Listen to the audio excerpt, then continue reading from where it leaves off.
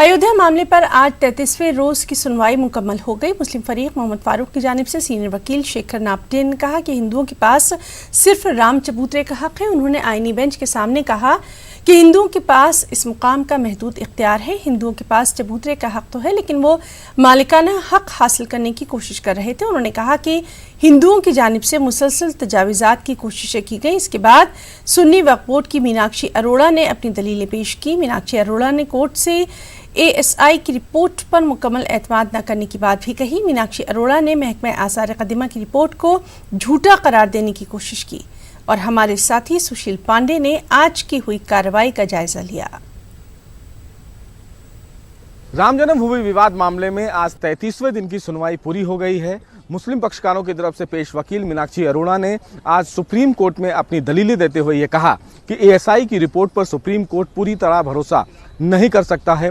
ASI की report में जिस तरह तमाम साक्ष्यों की बात कही गई है, मीनाक्षी अरोड़ा की तरफ से उन तमाम साक्ष्यों का विरोध किया गया। उन्होंने कहा कि जिस तरह वहाँ की शिलाओं पर कुछ जो चिन्ह मिले हैं, जैसे कि कमल के फूल, वराह का चिन्ह, ये तमाम जो चिन्ह हैं वो मस्जिद के भी हो सकते हैं, एक मंदिर के भी हो सकते हैं और जैन मंदिरों के भी हो सकते हैं। तो ऐसा कह देना कि वहाँ पर एक मंदिर था, ये सरासर गलत है। हालांकि इस पूरे मामले में सुप्रीम कोर्ट की तरफ से मीनाक्षी अरोड़ा ने यह भी कहा कि जो रिपोर्ट ASI की है वो एक परिकल्पना मात्र है, लिहाजा उस पर पूरी तरीके से भरोसा नहीं किया जा सकता। वहीं मीनाक्षी अरोड़ा की दलीलें आज पूरी कर ली गई हैं, लेकिन सुप्रीम कोर्ट ने आज मामले की सुनवाई के दौरान एक बात यह भी स्पष्ट किया कि मुस्लिम पक्षकारों की तरफ से जब तमाम वकील बहस कर रहे थे तो मामले की सुनवाई के दौरान चीफ जस्टिस की तरफ से एक बार ये साफ किया गया कि आप लोग अपनी बहस के जो दायरे हैं उसको कम करें, लेकिन हमने जो अपना दायरा तय कर दिया है उस दायरे को हम कम करने वाले नहीं हैं। यानी कि ये साफ कर दिया है सुप्रीम कोर्ट ने कि 18 अक्टूबर से पहले तमाम जो पक्षकार हैं वो अपनी दलीलें तय समय के मुताबिक पूरी कर लें। फिलहाल सोमवार को सुप्रीम कोर्ट इस पूरे मामले पर दोबारा सुनवाई करेगा और इस मामले में एडवोकेट जो मुस्लिम पक्षकारों की तरफ से हैं, नाफड़े साहब, वो अपनी दलीलें शुरू करेंगे। कैमरामैन नागेंद्र के साथ Sushil Pandey, news 18 Delhi. BJP leader और यूपी के साबिक वज़ीर-ए-आला कल्याण सिंह ने बाबरी मस्जिद इन्हदाम से मुताल्लिक़ एक मुजरिमाना मामले में जुमे को CBI की खुसूसी अदालत के सामने खुद सुपुर्दगी की और बाद में अदालत ने 2 लाख रुपए के मुचलके पर उन्हें जमानत दे दी। अदालत की तरफ से उन्हें साजिश रचने और नफरत फैलाने का कसूरवार करार दिया गया है।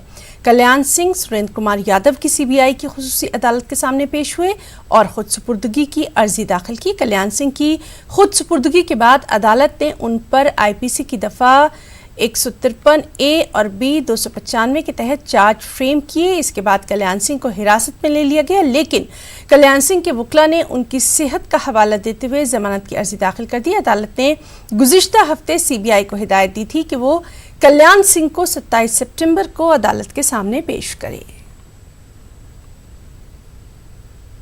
आज की तारीख में कल्याण सिंह जी न्यायालय में उपस्थित हुए और उन्होंने सरेंडर और बेल एप्लीकेशन मूव की। सरेंडर बेल एप्लीकेशन मूव होने के उपरांत कल्याण सिंह जी को कोर्ट ने 2 लाख के निजी मुचलके पर रिहा किया। अब उनकी आवश्यकता कब पड़ेगी? अभी कोर्ट ने कोई तिथि निर्धारित नहीं की पर्सनल प्रेजेंस के लिए। कोर्ट ने केवल ये कहा है कि ऐसा जब हम चाहेंगे तो आपको तलब करेंगे। रेगुलर कोई इनका आना जाना? नहीं, रेगुलर कोर्ट ने कोई शर्त इम्पोज नहीं की है। गोरखपुर के BRD मेडिकल कॉलेज से मुअत्तल डॉक्टर कफील खान इंक्वायरी में बेकसूर पाए गए।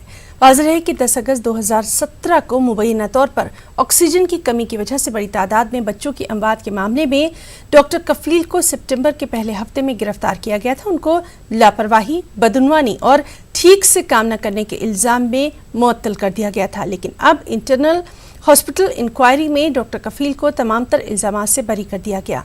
इससे पहले डॉक्टर कफील इन्हीं इल्ज़ामात में 9 महीने की जेल की सज़ा भी काट चुके हैं। इंक्वायरी की रिपोर्ट 18 अप्रैल को आ गई थी, लेकिन डॉक्टर कफील को अब सौंपी गई है।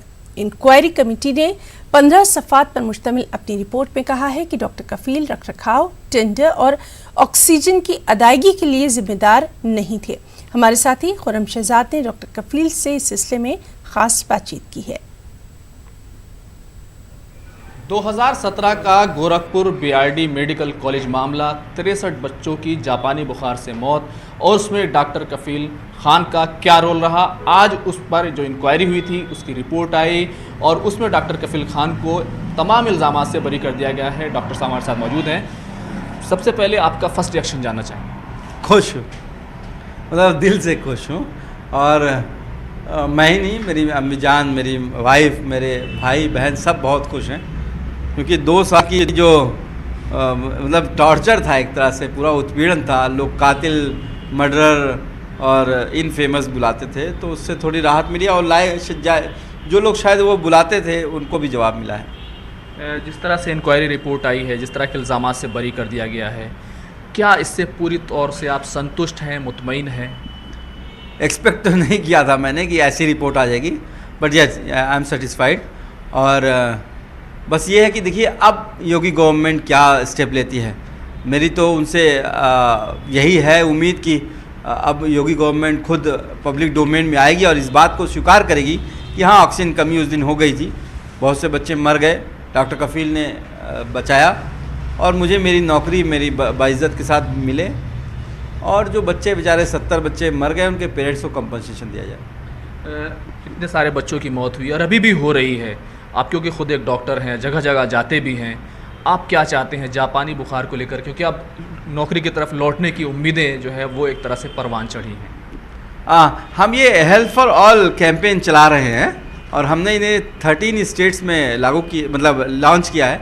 मैं डॉक्टर हर्षवर्धन सर से भी मिला था, जो हमारे हेल्थ मिनिस्टर हैं। ऑक्सीजन की कमी थी, ये रिपोर्ट में माना गया। कौन जिम्मेदार था, किस पर कार्रवाई होनी चाहिए, आप कैसे देखें? क्योंकि बहुत सारी चीज़ें ऐसी हैं जो रिपोर्ट में कुछ खामोशी दिखाई देती है। एकदम आप सही कह रहे हो। इस रिपोर्ट ने ये तो मान लिया है कि ऑक्सीजन कमी थी और बच्चे मरे थे, लेकिन क्यों कमी थी, कौन जिम्मेदार है? और सही मायने में आपसे बताऊं सर कि जस्टिस तभी मिलेगा व्हेन द रियल कल्प्रिट जो है वो जस्टिस के दायरे में आएंगे। जिस तरह से इंक्वायरी में आपको क्लीन चिट मिली है, तमाम इल्ज़ामात से बरी कर दिया गया है, आप हीरो हैं, हीरो होने के बावजूद कितनी कीमत चुकाई है? कीमत में ये है कि मेरी जो छोटी बच्ची थी मेरी गोद में, उसके साथ मैं नहीं रह पाया। भाई को गोली वहाँ मारी गई जहाँ पे चीफ मिनिस्टर जी 500 मीटर दूरी पे थे। तो ज़िंदगी ने तो बहुत टफ दिन दिखाए। ऐसा टाइम आ गया था कि 100 रुपये के लिए मोहताज हो गए थे। मतलब कहते हैं ना, रोटी तो खुद कमानी पड़ती है। और हम नवाब फैमिली से हैं, गोरखपुर कभी आप जाइए, पर अपनी घर के औरतों के जेवर भी गिरवी रखने पड़े, अम्मी जान के, अपनी वाइफ के। तो ये थे डॉक्टर कफील खान जो हीरो साबित हुए हैं। जिस तरह से उनकी पूरी टीम ने 500 सिलेंडर ऑक्सीजन के मैनेज किए और उसके बाद बच्चों की जान बचाने की कोशिश की। 63 बच्चों की जान गई, लेकिन सबसे बड़ा सवाल वो ये है, आखिर इस ट्रेजेडी का जिम्मेदार कौन था? क्योंकि रिपोर्ट तो पूरी तरह से खामोश है। कैमरामैन अबू शलूजा के साथ खुरम शहजाद, न्यूज़ 18 दिल्ली। और बुलेटिन में अब बात करेंगे यूपी उर्दू एकेडमी के अवार्ड में बदनवानी की।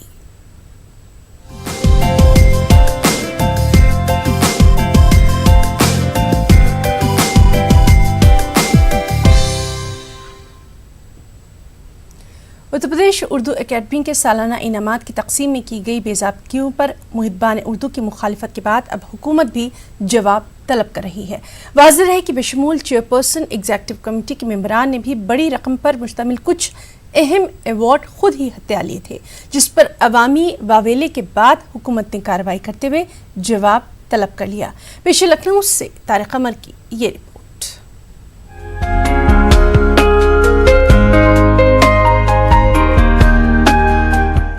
लखनऊ उर्दू का एक अहम स्कूल और मरकज तस्वुर किया जाता है। यूँ तो उत्तर प्रदेश उर्दू अकादमी की कारजारियों, तसाहुली और सेमिनारों के मेयार व पैसे की तकसीम पर पहले से ही सवाल उठते रहे हैं, लेकिन इस बार तो चेयरपर्सन और मजलिस आमला के अहम अराकीन ने 1-1 और 1.5 लाख रुपए के इनामात खुद लेकर ये बता दिया है कि उर्दू किन हाथों में है और कितनी महफूज है। इस वावेला के बाद प्रोफेसर आफाक ने अखलाकी जिम्मेदारी कबूल करते हुए अवार्ड वापसी का ऐलान कर दिया है, जबकि प्रोफेसर अब्बास रजा नैयर और प्रोफेसर आसफा जमानी ने ऐलान नहीं किया है। तहम सेक्रेटरी रिजवान अहमद के मुताबिक इन लोगों को भी अवार्ड वापस करना होगा, जिसके लिए मीटिंग तलब की गई है। देखिए अकादमी की चेयरपर्सन क्या जवाब पेश करती हैं। पहले दिया गया है अथर नबी जी के ज़माने में जी, ये हो चुका है, रिकॉर्ड नहीं है ये, इससे पहले दिया जा चुका है।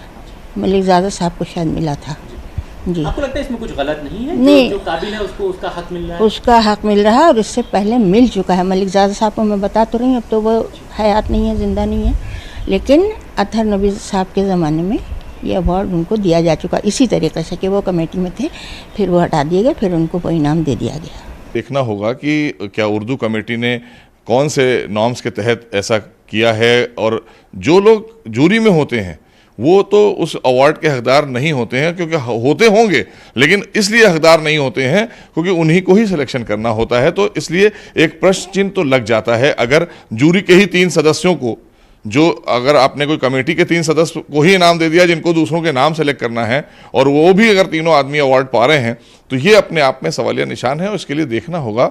हम बात करेंगे। प्रोफेसर आसफा ज़मानी की अहलियत व सलाहियत में कोई शुबा नहीं। अगर अकादमी के दस्तूर में कोई ऐसा जवाज़ है तो भी उन्हें अखलाकी तौर पर इस अवार्ड को किसी मुस्तहिक को दिलवाना चाहिए था।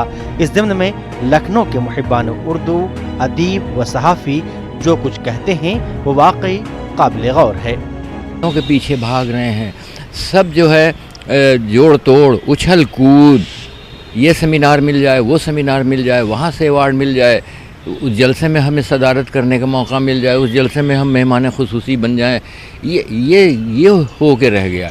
और ऐसा अफसोस होता है कि वो लखनऊ जिसको हमने देखा था, जहाँ हमने आंखें खोली, जहाँ हमने होश संभाला, जहाँ हमारी तरबियत हुई, जहाँ हमने तालीम हासिल की, वो लखनऊ कहाँ चला गया। चेयरपर्सन की सदारत पे ही मीटिंग होती है और चेयरपर्सन खुद अपना नाम मुंतखब करती हैं अवार्ड के लिए। अब्बास रज़ा नैयर साहब, जिनको अचानक एग्जीक्यूटिव में लिया जाता है और 1.5 लाख के इनाम से नवाज दिया जाता है, अवार्ड दे दिया जाता है। उनकी क्या कुर्बानियाँ हैं उर्दू के ताल्लुक़ से। आफाकी साहब बनारस यूनिवर्सिटी से ताल्लुक़ है, उनको अवार्ड दे दिया जाता है। तो ये तो कभी हुआ ही नहीं। जो हकदार हैं, जिन्होंने खिदमत की है उर्दू की, उनको अवार्डात दिए गए हैं। ये तो वही मामला है कि ऐन से आफ्ताब लिखते हैं, ख़ुद को आली जनाब लिखते हैं। मुझे अच्छी तरह याद है कि एक जगह ये मकाला पढ़ रही थी, इन्होंने किताबचे को कुत्ता बच्चा पढ़ा था, उसका मैं चश्मदीद गवाह हूँ। बहरहाल कुल मिला करके ये अफसोसनाक सूरत हाल है। और इसके अलावा जो उसके मेंबर हैं उर्दू अकेडमी के, अफसोस ये हो रहा है कि उन्होंने भी मतलब अंधा बाटे रेडियो को अपने अपनों को दे, वो कहावत चरितार्थ हो रही है कि उन्होंने भी अवार्ड ले लिए। बताइए, उसमें तो एक प्रोफेसर साहब हैं मतलब यूनिवर्सिटी के, उनका तो मामला ये है कि वो हर मामले में मशहूर हैं, उनको तो दूसरे मामलात में अवार्ड मिलना चाहिए थे। बहुत अखबारों ने छापा भी था उनको लेकर के इस चीज़ को, और बहुत सुर्खियों में रहे हैं वो प्रोफेसर साहब। लेकिन अफसोस की बात है कि वो उर्दू के नाम पर उसमें भी अपना हिस्सा अवार्ड कर रहे हैं और अवार्ड ले रहे हैं। बहुत अफसोसनाक सूरत हाल है। बढ़ती अवामी मुखालफत के सबब हुकूमत के मुताल्लिका महकमे की जानिब से अकादमी के जिम्मेदारान से 3 रोज़ के अंदर जवाब भी तलब किया गया है और मुताल्लिका लोगों के इनामात की रकम की अदायगी पर फिलहाल रोक लगा दी गई है। अहले उर्दू का ये भी मानना है कि इस बार वो प्रोफेसर भी इस अमल की मुखालफत में बयान जारी कर रहे हैं जो साबिक़ा बरस इस अंदाज की बदनवानियों और बेज़ाब्तिगियों में शरीक रहकर इनामात हासिल कर चुके हैं।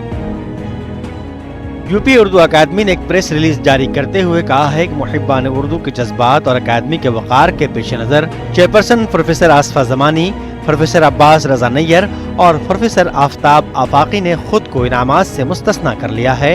अब ये लोग अवार्ड नहीं ले सकेंगे। लखनऊ से तारिक कमर की रिपोर्ट। और अब बात करेंगे उत्तर प्रदेश में बारिश के हालात की। यूपी के मुख्तलिफ मुकामात पर ज़बरदस्त बारिशों का सिलसिला जारी है, जिसकी वजह से अम्बात की तादाद 11 पहुंच चुकी है। महोबा में दरख्त गिरने की वजह से 3 लोगों की मौत हुई।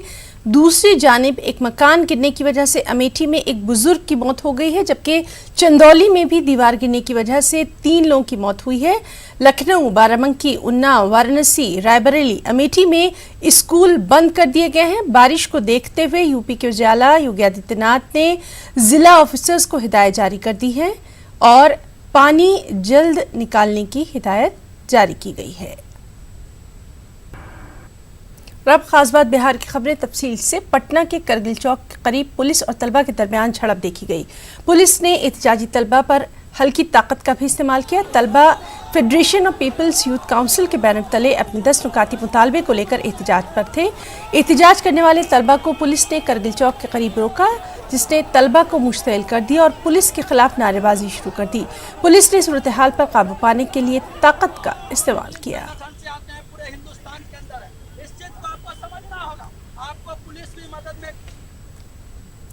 बेगूसराय से खबर है, जहां 3 स्कूली तलबा की पानी के गड्ढे में डूबने से मौत हो गई। ये वाक़या लाखू थाने के इलाके शाहपुर का है। तीनों तालिब इल्म बेसिक स्कूल शाहपुर के थे। इनमें से एक तालिब इल्म 4वीं क्लास का था, जबकि 2 5वीं क्लास में। बताया जाता है कि बारिश की वजह से तलबा भीगते हुए स्कूल पहुंचे थे। गीले स्कूल में भी बारिश की वजह से छुट्टी कर दी गई। स्कूल से घर जाते वक्त तीनों तलबा रास्ते में पानी से भरे गड्ढे में नहाने लगे और नहाते हुए गहरे पानी में चले गए। बाद में तीनों की लाश बरामद कर ली गई। जिला इंतजामिया की जानिब से तीनों बच्चों के वालिदैन को 4-4 लाख रुपए देने का ऐलान किया गया है। बच्चा सब बरसात में भीगा हुआ है, तो हम लोग हाजिर लेकर के 12 बजे हम लोग उस सबको छुट्टी दे दिए। कपड़ा सबका भीगा हुआ था, छुट्टी दे दिए। परीक्षा आज नहीं था, बच्चा लेकिन आया। डेली जो आता है उसी ढंग से बच्चा आया, उसको छुट्टी दे दी। छुट्टी के बाद मालूम हुआ जो ये सब घटना हुआ, सबका घर खड्डा से 2 किलोमीटर 1 किलोमीटर हट करके है। उधर उस साइड में किसी का घर भी नहीं है, जहाँ खड्डा है वहाँ घर भी नहीं है, जहाँ कोड़ा गया है मिट्टी। शाहपुर पंचायत के 3 बच्चे जो शाहपुर जाने के क्रम में गड्ढे के पानी में अमन कुमार, दीना कुमार और आदित्य राज, लगभग तीनों का उम्र 10 से 11 वर्ष है। ये तीनों डूब के इन लोग की मृत्यु हो गई है। आपदा प्रबंधन के नियमानुसार 4 लाख की राशि इन लोग को भुगतान की जाएगी। और वहीं बिहार में आने वाले 2 दिन मुसीबत से भरे हो सकते हैं। महकमा मौसमियात के मुताबिक आज और कल 15 जिला में मूसलाधार बारिश हो सकती है। इसी के पेश नज़र अलर्ट भी जारी कर दिया गया है। वाज़ेह रहे कि भारी बारिश के अंदेशे को ही देखते हुए जुमे के रोज़ वज़ीर आला नीतीश कुमार ने सभी अजला के डीएम और डिजास्टर मैनेजमेंट के अहदेदारों के साथ एक मीटिंग भी मुनक्किद की थी। बिहार के कई जिले में लगातार बारिश जारी है। हमारे साथ मौजूद हैं आपदा प्रबंधन विभाग के प्रिंसिपल सेक्रेटरी प्रत्यमृत जी। ये बताइए सर कि मौसम विभाग की ओर से क्या अलर्ट जारी किया गया है और आप लोग किस तरह की तैयारी में हैं? ये जो IMD से हम लोगों को फोरकास्ट प्राप्त हुआ है, तो 27 तारीख को ऑरेंज शो कर रहे हैं, मतलब बारिश होगी, अच्छी बारिश। और 28 तारीख कल वो उसको रेड वार्निंग शो कर रहे हैं। रेड का अर्थ होता है कुछ इलाकों में जो कतिपय ज़िले हैं उनमें से कुछ इलाकों में 200 मिलीमीटर से ज़्यादा की बारिश की संभावना बनती है। तो हम लोग उसी हिसाब से कल से अपनी तैयारी कर रहे हैं। नॉर्थ बिहार के जितने जिलाधिकारीगण हैं उनसे कल भी VC के माध्यम से हम लोगों ने बातचीत की है। जहाँ जहाँ NDRF SDRF की आवश्यकता थी वो रात तक पहुँच गई है। हम लोग एहतियात के तौर पर गुवाहाटी से 4 टीम NDRF की और मंगाए हैं जो आधे घंटे में बाय रोड पहुँच रहे हैं। तो किसी भी ज़िले में जो प्रभावित होने की संभावना है उसमें NDRF SDRF को हम लोग आज 2 बजे तक प्रीपोजिशन कर देंगे।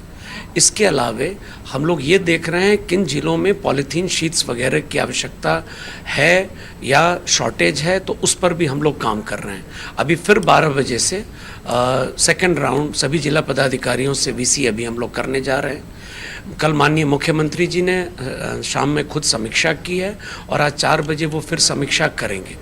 इसके अलावे IMD के अलावे हम लोग स्काईमेट और नेपाल में क्या बारिश होने की संभावना है उस पर भी हम लोग ध्यान दे रहे हैं, क्योंकि और झारखंड, अगर नेपाल में 28 को बहुत अच्छी बारिश नहीं है जो हम लोगों के लिए पॉजिटिव साइन है, लेकिन हम लोग देख रहे हैं कि 29-30 को नेपाल के कुछ इलाके में स्काईमेट के हिसाब से अच्छी बारिश की संभावना व्यक्त है। तो उस हिसाब से हम लोग मधुबनी, दरभंगा, शिवहर, सीतामढ़ी और औराई, कटरा, मुजफ्फरपुर का जो बेल्ट है, ये सब बेल्ट को हम लोग अलर्ट कर रहे हैं। तो हम लोग सजग हैं, लोगों को सचेत किया जा रहा है और